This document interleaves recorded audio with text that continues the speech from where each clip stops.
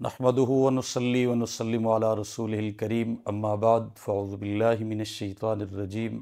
بسم اللہ الرحمن الرحیم وَلَقَدْ كَتَبْنَا فِي الزَّبُورِ من بعد الذکر ان الارض یرثها عبادی الصالحون صدق اللہ العظیم۔ بزرگوں، بھائی اور دوستوں، اندرون ملک اور بیرون ملک دیکھنے اور سننے والے مسلمانوں، حالات عالمی سطح پہ آپ کے سامنے ہیں۔ مسلمانوں کی بالعموم مظلومیت اور بالخصوص فلسطین کی اس وقت موجودہ صورتحال پر بات کرنی ہے۔ فلسطین اور فلسطین میں موجود مسجد اقصی، بیت المقدس، یہ مسلمانوں کا تیسرا بڑا ورثہ ہے، اس لیے کہ مسجد اقصی کو اللہ رب العالمین نے الذی بارکنا حولہ لنریہ من آیاتنا فرمایا کہ اس کے ارد گرد برکتیں بکھیر دی ہیں۔ انبیاء کا یہ مرکز اور انبیاء کا معبد رہا ہے، انبیاء کی بکثرت تشریف آوری رہی ہے، اور خاتم الانبیاء امام الانبیاء حضرت محمد مصطفیٰ صلی اللہ علیہ وسلم معراج کی رات اس سرزمین پہ نبیوں کی امامت فرماتے ہوئے تاج ختم نبوت اور تخت ختم نبوت کے منصب پہ جلوہ فگن نظر آتے ہیں۔ بیت المقدس کی تعمیر ایک اللہ کے جلیل القدر پیغمبر حضرت سلیمان علیہ السلام نے کی، اور اس سے پہلے ہی بیت اللہ کی طرح یہ برکات کا مرکز چلا آ رہا تھا، اس لیے کہ صحیح حدیث میں یہ بات موجود ہے، بیت اللہ اور بیت المقدس کے درمیان تعمیر کے سال 40 بنتے ہیں، یعنی بیت اللہ کے بعد تعمیر ہے مسجد اقصی کی۔ اس کی تاریخ بہت پرانی ہے، اور حق کے ساتھ جڑا ہونا اس کا بالکل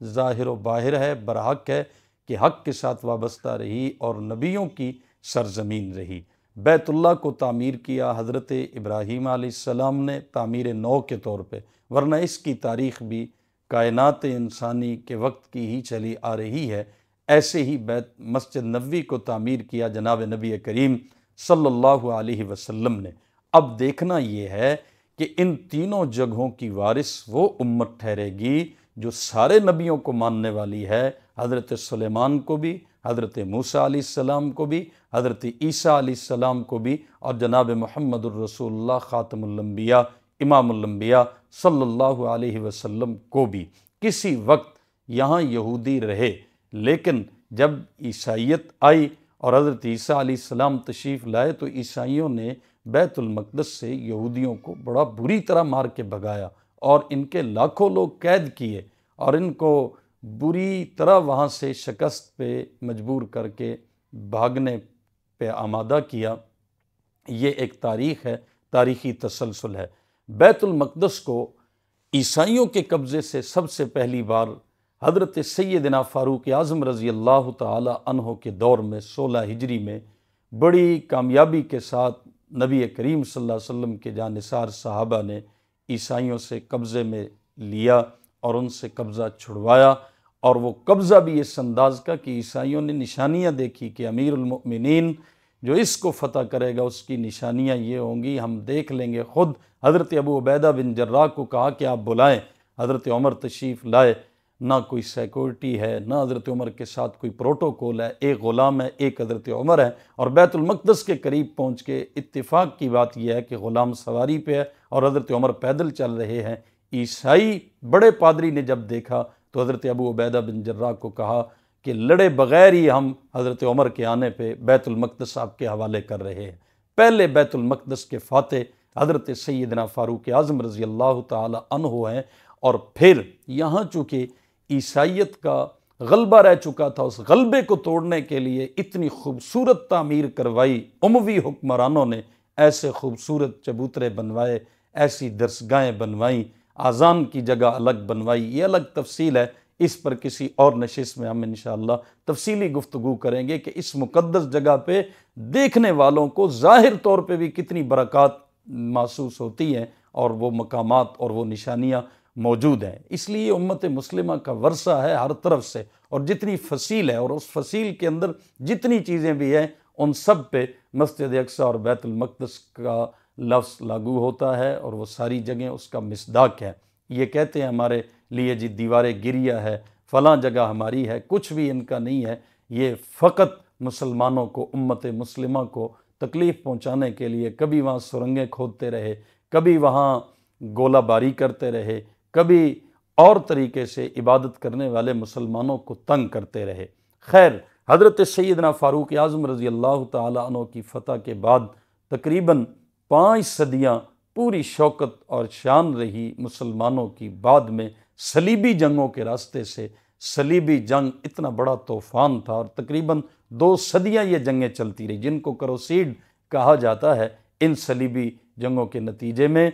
انہوں نے بیت المقدس پہ جو قبضہ کر رکھا تھا عیسائیوں نے، سلطان صلاح الدین ایوبی رحمۃ اللہ تعالیٰ علیہ، جن کو فرزند اسلام کہنا بیجا نہیں ہوگا، انہوں نے پھر یہ قبضہ چھڑوایا 1187 میں سلطان صلاح الدین ایوبی یہ فاتح ثانی ہیں، دوسرے فاتح ہیں بیت المقدس کے۔ بعد میں چلتے چلتے 1924 میں جب خلافت عثمانیہ کا خاتمہ ہوا، اس وقت بیت المقدس لے کر اب صلیبیوں سے نکل کے، عیسائیوں سے نکل کے، اس کو ایک سازش کے تحت صہیونیوں کے قبضے میں دے دیا گیا۔ اور وہ دونوں طاقتیں جو ایک وقت میں آپس میں سخت ترین مخالف تھی اور ایک دوسرے کی قاتل تھی، صہیونی اور صلیبی، عیسائی اور یہودی، وہ ایک ہو گئے اور قرآن کی وہ بات سچ نکلی کہ یہ تمہارے دوست نہیں ہو سکتے، آپس میں دوست ہیں، آپس میں ان کا یارانہ ہے۔ اس یارانے کے نتیجے میں عرب ریاستوں کے بالکل وسط میں، سینے میں ایک ریاست یہودیوں کو دے دی۔ ہم کہتے ہیں کہ اپنے ملکوں میں بٹھاؤ نہ ان کو، مغرب والوں، یورپ والوں، تم انہیں امریکہ میں، آسٹریلیا میں، کسی جگہ بھی ان کو ایک ٹھکانہ دے دو، لیکن مسلمانوں کے سینے میں لا کر بٹھانا اور ان کو ریاست دینا اور پھر عربوں کو پریشان کرنا اور عرب آبادیوں پہ اور ان کے محلوں پہ قبضہ کرنا، یہ ایک بہت گہری سازش تھی۔ اور اسی سازش کے نتیجے میں آگے ان کے حملہ کرنے کا رخ بیت اللہ اور مسجد نبوی کی طرف ہے۔ اس پر بھی ہم کسی وقت تفصیلی بات کریں گے۔ گریٹ اسرائیل کا نقشہ کیا ہے؟ امت مسلمہ سے درخواست یہ ہے کہ یہ اس وقت سرطان ہے۔ اسرائیل کا وجود اس وقت آپ کے سارے اسلامی مراکز کے لیے انتہائی خطرے کی بات ہے، اور اسرائیل ہی کے نقشے پہ پھر دنیا کے مختلف اسلامی ملکوں میں، خاص طور پہ پاکستان میں، پھر اسرائیل کا ایک پروردہ مذہب جس کو قادیانیت کہتے ہیں، ان کو مسلمانوں کے وسط میں بٹھا کر، جگہ دے کر، انگریز نے اپنے دور حکومت میں ان کو یہاں پکا کیا، اسرائیل کو خلافت عثمانیہ کے بعد وہاں مضبوط کیا، اور ان سب کی سرپرستی وہ اقوامی سطح پہ بڑا غنڈہ، جس کو ایک اجتماعی کفر کی سوچ کہا جا سکتا ہے، اقوام متحدہ، وہ کیے جا رہا ہے۔ مسلمانوں کو اس وقت ایک ہونے کی ضرورت ہے، اور پوری دنیا کے مسلمان ممالک الگ، جو کفریہ ممالک ہیں، ہم ان میں سے خاص طور پہ بھارت کو، انڈیا کو یہ پیغام دینا چاہتے ہیں کہ وہاں لاکھوں کی تعداد میں مسلمان موجود ہیں۔ آپ اگر فلسطینی مسلمانوں کے خلاف اسرائیل کا ساتھ دیتے ہیں تو یہ اپنے شہری مسلمانوں کے حق مارنے کے مترادف ہے، اس لیے کہ فلسطین کا مسلمان ہو یا سعودی عرب کا مسلمان ہو یا پاکستان کا مسلمان ہو یا انڈیا کا مسلمان ہو، یہ ایک وحدت کے رشتے میں پروئے ہوئے ہیں۔ اور آپ اگر اسرائیل کا وہاں ساتھ دیتے ہیں تو پھر آپ کو یاد رکھنا ہوگا کہ اسرائیل کے حامی پاکستان کا ایک ایک مسلمان آپ کی سرحد کے ساتھ سرحد پہ بیٹھا ہوا ہے۔ ہم وہاں نہ پہنچ سکے تو یہاں انڈیا کو ضرور ہلا کے رکھ دیں گے، جو ان کا یار ہوگا اس کو ہم دشمن کی نظر سے دیکھیں گے، اور ہمیں دیکھنا ہوگا پوری قومی سطح پہ، عالمی سطح پہ، ملکی سطح پہ متحد اور متفق ہونے کی ضرورت ہے۔ دعاؤں سے آگے چل کر عملی میدان کی طرف، عملی کام کی طرف آنے کی اس وقت اشد ضرورت ہے۔ اس میں اسلامی ممالک کے سربراہان اور پاکستان کے بالخصوص ادارے، پاکستان کی افواج اور پاکستان کے سیاستدان یہ مضبوط اپنا بیانیہ جاری کریں گے۔ اس کے نتیجے میں انشاءاللہ یہ آواز عالم اسلام تک پہنچے گی، اور عالم اسلام کی آواز متحد ہو کر یہ پوری دنیا کفر تک پہنچنی چاہیے، اور مسلمانوں کو ایک پیج پہ اکٹھا ہونا چاہیے، اور ہوں گے انشاءاللہ العزیز، اس لیے کہ دجال نے بھی قتل ہونا ہے تو وہ جگہ طے ہے۔ ہمارے پاک پیغمبر نے فرمایا لد کے مقام پہ، اور وہ اسرائیل میں اس وقت ایئرپورٹ بن چکا ہے۔ حضرت مہدی نے بیت المقدس میں تشریف لانا ہے، حضرت مہدی کے لشکر نے آنا ہے، جہاد کی راہیں ہموار ہونی ہے۔ دنیا جتنا مرضی جہاد کو روکنے کی کوشش کر لے، مرزا غلام قادیانی جیسے بدبخت کو اس خطے میں جہاد روکنے کے لیے ہی کھڑا کیا گیا، لیکن جہاد رکا نہیں ہے، جہاد بڑا ہے اور مجاہدین چھائے ہیں دنیا پہ۔ آج بھی ان مجاہدین نے اسرائیل کی ساری ٹیکنالوجی اور اس کے پیچھے امریکہ کی پوری امداد اور معاونت کے باوجود ان کو حیران اور پریشان کر کے رکھ دیا ہے۔ آپ اس وقت اسرائیلیوں کے بیان پڑھ کے دیکھیں۔ میں عرض یہ کرنا چاہتا ہوں کہ بیت المقدس، مسجد اقصیٰ، فلسطین کا مسلمان اور وہ پاک سرزمین، مسلمانوں کا تیسرا بڑا تہذیبی ورثہ اس وقت تیسرے بڑے فاتح کے انتظار میں ہے۔ اب اللہ کی اپنی حکمت ہے، وہ فاتح ایک فرد ہوگا، اللہ کی اپنی حکمت ہے وہ فاتح کوئی پوری قوم ہوگی، اللہ کی اپنی حکمت ہے کہ وہ فاتح مجاہدین کا کوئی پورا ایک لشکر اور گروہ ہوگا، لیکن تیسرے فاتح نے اس تیسرے بڑے ہمارے تہذیبی ورثے کے لیے انشاءاللہ العزیز میدان میں آنا ہے۔ ثابت قدم رہیں، جم کر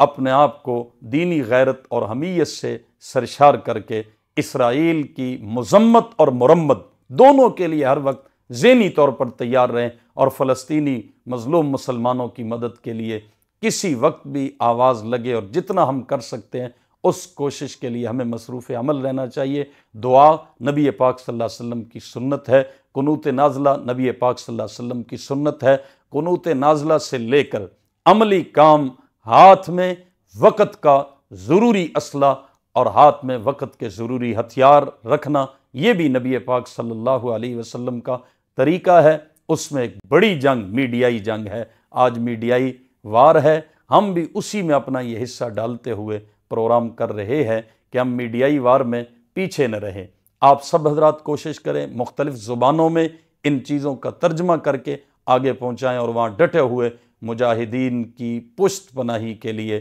ہر کوشش کریں۔ آخر میں اتنا کہوں گا، مسلمانوں سنبھل جاؤ، سنبھل جانے کے دن آئے، بہت سوئے ہو اب بیدار ہو جانے کے دن آئے، جہاں سے 313 چلے تھے تم مسلمانوں، پھر ان ماضی کی راہوں پر پلٹ جانے کے دن آئے، بھڑک اٹھے ہیں پھر سے آتش نمرود کے شعلے، انہیں پھر جذب ابراہیمی دکھلانے کے دن آئے۔ اٹھو بھی اے صلاح الدین ایوبی کے فرزندوں، پھر اس غازی کے افسانے کو دہرانے کے دن آئے۔ دین کی آبرو باقی رہی تو تم بھی باقی ہو، وگرنہ پھر غلامی میں الجھ جانے کے دن آئے۔ یہ مارکہ جب بھی بپا ہو، جو بھی اس کو بپا کرے، ہم یہ نیت اور ارادہ کرتے ہیں اللہ ہم ہوں، ہمیں ان میں شامل فرما، ہم نہ ہوں، ہماری اللہ تمناؤں، ارادوں اور ہماری نسلوں کو اس حق کو باطل کے بڑے لگنے والے مارکے میں حق کی حمایت کے لیے قبول فرما۔ والسلام علیکم ورحمۃ اللہ وبرکاتہ۔